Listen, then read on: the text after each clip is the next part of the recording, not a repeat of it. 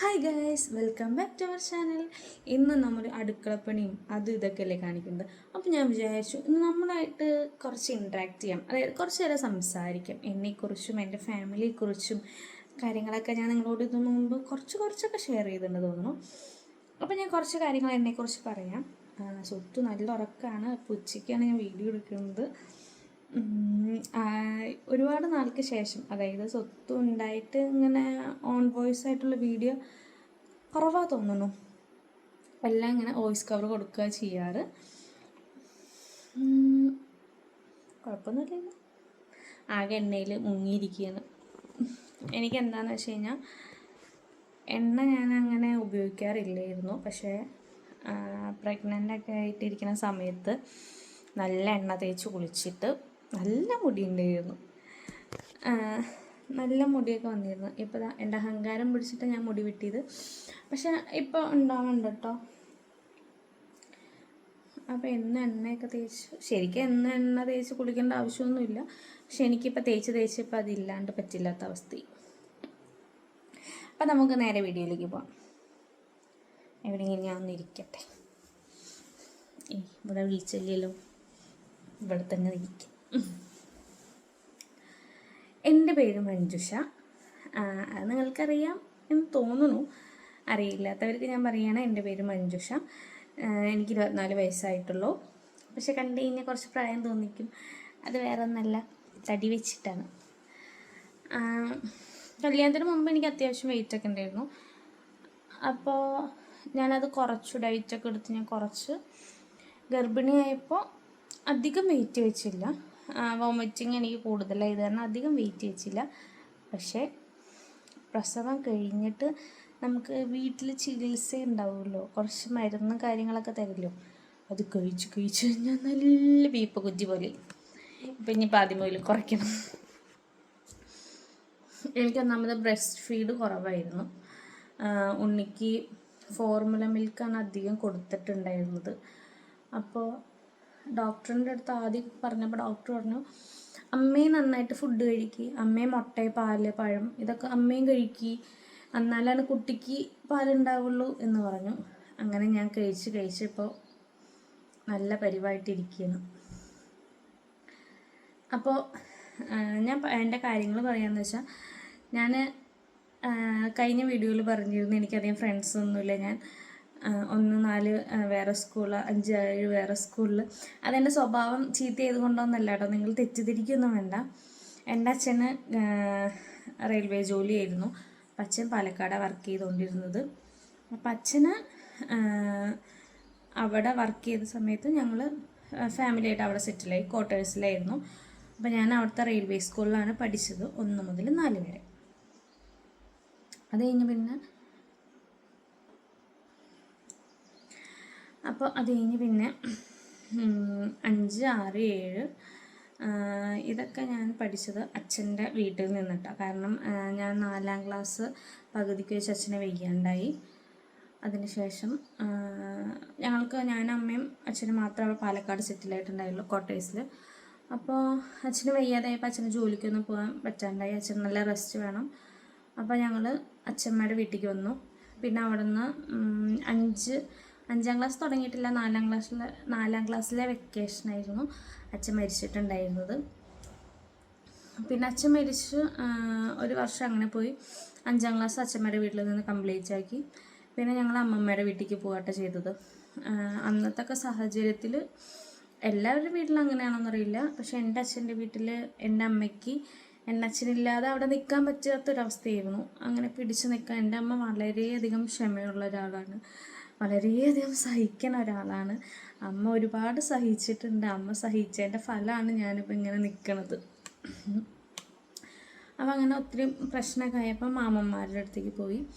എനിക്ക് വേണ്ടി, എൻ്റെ അമ്മയ്ക്ക് വേണ്ടി ജീവിക്കുന്ന അമ്മയുടെ ആങ്ങളാട്ടോ, എൻ്റെ മാമനാണ്, ഏറ്റവും ചെറിയ മാമനാണ്. അച്ഛന് പകരം നമുക്ക് ഒരാളെയും സങ്കല്പിക്കാൻ കഴിയില്ല. അച്ഛനാണ്.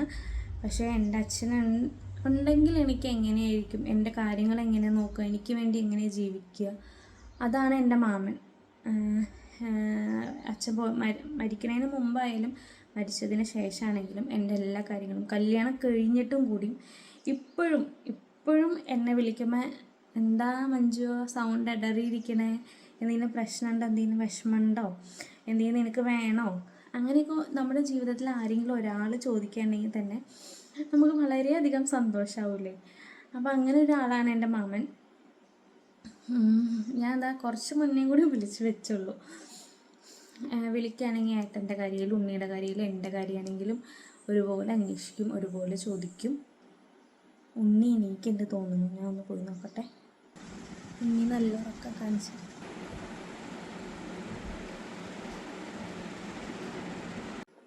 ഉണ്ണി ഉച്ചയ്ക്ക് നന്നായിട്ട് ഉറങ്ങും. അപ്പോഴാണ് ഞാനും റെസ്റ്റ് ചെയ്യുന്നത് കേട്ടോ. ഞാൻ ഈ പറഞ്ഞ പോലെ പ്രസവം കഴിഞ്ഞിട്ട് അധികം റെസ്റ്റൊന്നും ചെയ്തിട്ടില്ല. റെസ്റ്റ് ചെയ്തിട്ടില്ല എന്ന് വെച്ച് കഴിഞ്ഞാൽ വീട്ടിൽ നോക്കാനും പിടിക്കാനും ആൾക്കാരൊക്കെ ഉണ്ടായിരുന്നു. പക്ഷേ അമ്മയ്ക്ക് ജോലിക്ക് പോകണമായിരുന്നു. അമ്മയ്ക്ക് കുറച്ച് ദിവസം ലീവ് ഉണ്ടായുള്ളൂ. നമ്മുടെ അമ്മമാർ നമ്മളെ നോക്കണ പോലെ ഒരാൾ നമ്മളെ നോക്കില്ല. അപ്പം അമ്മയില്ലാണ്ട് ഞാൻ കുറച്ച് ബുദ്ധിമുട്ടിയിരുന്നു. അപ്പോൾ എനിക്കങ്ങനെ റെസ്റ്റൊന്നും എടുക്കാൻ പറ്റിയില്ല കേട്ടോ. അപ്പം ഇപ്പോൾ അതിൻ്റെ നല്ല കേടുമുണ്ട്, നല്ല ബാക്ക് പെയിൻ ഉണ്ട് എനിക്ക്. ഇപ്പോഴും എൻ്റെ അരിഷ്ടങ്ങളും കുറേ സാധനങ്ങൾ ഞാൻ കഴിക്കാത്തത് ഇപ്പോഴും പൊട്ടിക്കാതെ എടുത്ത് വെച്ചിരിക്കുകയാണ്. ഏട്ടനത് കാണുമ്പോൾ ചോദിക്കും, ഇനി നീ എന്തിനാ അത് എടുത്ത് വെച്ചിരിക്കണേന്ന്.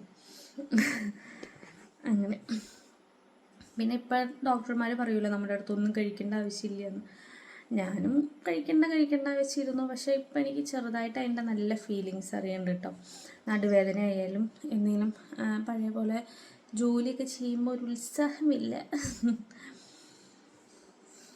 അപ്പോൾ മാമൻ്റെ കാര്യം, അപ്പം ആ ആളാണ് എന്നെ പഠിപ്പിച്ചതും എൻ്റെ കാര്യങ്ങളും. പാരൻസ് മീറ്റിങ്ങിനാണെങ്കിലും മാമനെ വരിക. എനിക്കിപ്പോഴും ഒരു ഓർമ്മയുള്ള കാര്യം, അമ്മയ്ക്ക് ഞാൻ 7ാം ക്ലാസ്സിൽ വെച്ച് പഠിക്കുമ്പോഴാണ് അച്ഛൻ്റെ ജോലി കിട്ടിയത് റെയിൽവേയിൽ. അമ്മയ്ക്ക് ഫസ്റ്റ് പോസ്റ്റിങ് കാസർഗോഡാണ്.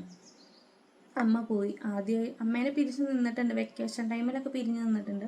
പക്ഷെ ഇത്രയും നാൾ പിരിഞ്ഞിരിക്കണം നമുക്ക് ആദ്യമായിട്ടാണ് ഞാൻ ആ സമയത്ത്. അപ്പോൾ ഒരു ദിവസം ഞാൻ സ്കൂളിൽ പോകുമ്പോൾ നമുക്ക് 2 പുറം അങ്ങനെ മെടഞ്ഞൊക്കെ ഇട്ട് ഇങ്ങനെയൊക്കെ, അന്ന് എനിക്ക് നല്ല മുടി ഉണ്ടായിരുന്നു കേട്ടോ, ഇത്രയൊക്കെ മുടി ഉണ്ടായിരുന്നു. അപ്പം ഇങ്ങനെ മെടഞ്ഞ് ഇങ്ങനെയുള്ള മുടി ഇങ്ങനെയൊക്കെ മെടഞ്ഞ് 2 കൊമ്പൊക്കെ കിട്ടിയിട്ടാണ് പോവുക. അത് ആ സ്കൂളിൽ ഫുൾ യൂണിഫോം മസ്റ്റാണ്. അതിൽ കോൺവെൻറ്റിലാണ് പഠിച്ചത്. സിസ്റ്റർമാർ ഒരു വിട്ടുവീഴ്ചയ്ക്കും തയ്യാറായില്ല. നമ്മൾ മസ്റ്റായിട്ട് ഫുൾ യൂണിഫോം നീറ്റായിട്ട് വേണം പോകാൻ. ഞാനൊരു ദിവസം രാവിലെ നല്ല കരച്ചില. സംഭവം എന്താ ഇങ്ങനെ പടഞ്ഞു കേട്ടാൽ എനിക്കറിയില്ല. അമ്മ പോയതിൻ്റെ പിറ്റേ ദിവസം അടുത്ത ദിവസം എന്താണ്ടാണ്. അപ്പോൾ എൻ്റെ മാമൻ എനിക്ക് മുടിയൊക്കെ പിന്നി ചോറ്റുപാത്രത്തിൽ ചോറൊക്കെ ആക്കി തന്നു എന്നെ പറഞ്ഞു വിട്ട്. അതെനിക്ക് എപ്പോഴും മറക്കാൻ പറ്റാത്തൊരു അനുഭവമാണ് കേട്ടോ. അങ്ങനെ പിന്നെ അങ്ങനെ പോയി മാമൻ്റെ ഒപ്പം 10 കംപ്ലീറ്റ് ആക്കി. +1 +2 മാമൻ്റെ ഒപ്പം. +1 +2 മാമനെ എന്നെ കൊണ്ടുപോയി ചേർക്കണത്. എല്ലാ പാരൻസ് മീറ്റിങ്ങിനും മാമനാണ് വരുന്നത്. പിന്നെ ഡിഗ്രിക്ക് പിന്നെ ഈ സമയത്ത് അമ്മയുടെ അടുത്തേക്ക് വന്നു കേട്ടോ. ഞാൻ അമ്മയുടെ ഒപ്പം കുറച്ച് കാലം താമസിച്ചിട്ടുള്ളൂ.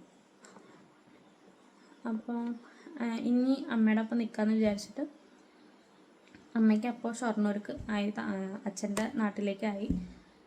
അപ്പോൾ ഞങ്ങൾ വന്നു, ക്വാർട്ടേഴ്സൊക്കെ എടുത്തു, ഡിഗ്രിക്ക് പോയി. വലിയ കാര്യത്തിൽ BA ഇംഗ്ലീഷൊക്കെ ചെന്നു.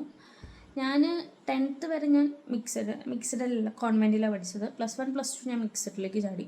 പിന്നെയും വന്നത് ഗേൾസ് കോളേജിൽ തന്നെ. പക്ഷേ എനിക്ക് തീരെ ഇഷ്ടപ്പെട്ടില്ല. മിക്സഡിൽ പഠിച്ചവർക്ക് വുമൻസ് കോളേജ് പറ്റേയില്ല. ഞാനൊരു 1.5 വർഷമൊക്കെ പിടിച്ച് നിന്ന് ഒരു സുഖം തോന്നണില്ല. എന്നിട്ട് ഞാൻ എൻ്റെ അപ്പം +2 കഴിഞ്ഞ പിള്ളേർ TTC ഒക്കെ പഠിച്ച് ജോലിക്ക് കയറിയിട്ടാണ്. ഞാൻ ഡിഗ്രി സെക്കൻഡ് ഇയറൊക്കെ ആയപ്പോഴേക്കും. അപ്പോൾ എനിക്ക് ഇരിപ്പുറക്കില്ല. ഞാൻ വേഗം അതവിടെ നിർത്തി അമ്മമ്മയുടെ വീട്ടിലേക്ക് ഓടി. പിന്നെയും ഞാൻ ഓടി, അയ്യോ എനിക്ക് അമ്മയുടെ അടുത്ത് നിൽക്കണ്ട എന്ന് പറഞ്ഞിട്ട്. അവിടെ ചെന്ന് പിന്നെ മെയിൻ റീസൺ എന്താണെന്ന് വെച്ചാൽ അപ്പൂപ്പനെ വയ്യായിരുന്നു കേട്ടോ. അപ്പോൾ അമ്മൂമ്മയ്ക്കും ഏകദേശം വയ്യാത്ത ടൈമായി. അപ്പോൾ അവിടെ നിൽക്കാമെന്ന് വിചാരിച്ചിട്ടാണ് ഞാൻ പോയത്. അവിടെ പോയി TTC ഒക്കെ എടുത്തു. ആ സമയത്താണ് 19 വയസ്സൊക്കെ ആവുന്നത്. അപ്പോഴാണ് ഇങ്ങനെ പ്രപ്പോസൽസ് വരുന്നത്. നമുക്ക് ഈ ജാതകം എന്ന് പറയുന്ന സാധനം ഉണ്ടല്ലോ, അത് നോക്കുന്ന സമയത്ത് 19 വയസ്സിൽ 20 വയസ്സിൽ അതിൻ്റെ ഉള്ളിൽ കല്യാണം കഴിഞ്ഞിട്ടുണ്ടെങ്കിൽ പിന്നെ എപ്പോഴും 30-35 വയസ്സിൽ നമ്മുടെ വീട്ടുകാർക്ക് അതൊക്കെ കേൾക്കുമ്പോൾ ഭയങ്കര പേടിയാവുമല്ലോ. തുടങ്ങി അന്വേഷണങ്ങൾ, കുറേ പ്രപ്പോസൽ, ആർമി, നേവി, ഗൾഫ് തന്നെ കുറേയൊക്കെ വന്നിരുന്നു. പക്ഷേ എൻ്റെ മാമന് ആർമി നേവിയൊക്കെ പേടിയായിരുന്നു. പേടിയെന്ന് വെച്ച് കഴിഞ്ഞാൽ അതിപ്പോൾ മാമൻ എസ് പറയാണ്ട് ഞാനൊരു കല്യാണത്തിനും സമ്മതിക്കില്ല എന്ന് എൻ്റെ ഒരു വാശിയായിരുന്നു അത്. അല്ലെങ്കിൽ ഞാൻ സ്നേഹിക്കുന്ന ആളെ മാമൻ സമ്മതിക്കണം, അല്ലാണ്ട് കല്യാണം നടക്കില്ല എന്ന് എനിക്ക് ഉറപ്പായിരുന്നു. എൻ്റെ ആഗ്രഹം അതായിരുന്നു കേട്ടോ. മാമൻ പറയുന്ന ഒരാളെ കല്യാണം കഴിക്കണം എന്ന് തന്നെയായിരുന്നു. അങ്ങനെ പ്രപ്പോസൽസ്, അമ്മയ്ക്ക് റെയിൽവേയിൽ ജോലി ചെയ്ത് തന്നെ അമ്മേനെ അറിയണ ഒരുപാട് ജോലിക്കാരെന്നെ ഇങ്ങനെ ചോദിക്കുന്നുണ്ട്. പക്ഷെ മാമൻ അതൊക്കെ ദൂരം അധികം പാടില്ല, കാരണം അമ്മ ഒറ്റയ്ക്കല്ലേ ഉള്ളൂ. അപ്പോൾ ദൂരം പാടില്ല, അടുത്ത് കിട്ടിയാൽ നന്നു. പിന്നെ ഒത്തിരി ആർമി, നേവി അങ്ങനെ ജോലിയുള്ളവരൊന്നും വേണം, നമ്മൾ സാധാരണ ഒരു ജോലിക്കാരൻ മതി. നമുക്ക് വലിയ ആഗ്രഹങ്ങളൊന്നും ഇല്ലാതെ സമാധാനത്തോടു കൂടി എപ്പോഴും കൂടെ ഉണ്ടാവുന്ന ഒരാൾ വേണമെന്നായിരുന്നു മാമന് ആഗ്രഹം. അങ്ങനെ ഇപ്പോൾ ഏട്ടൻ്റെ പ്രപ്പോസൽ വന്നു.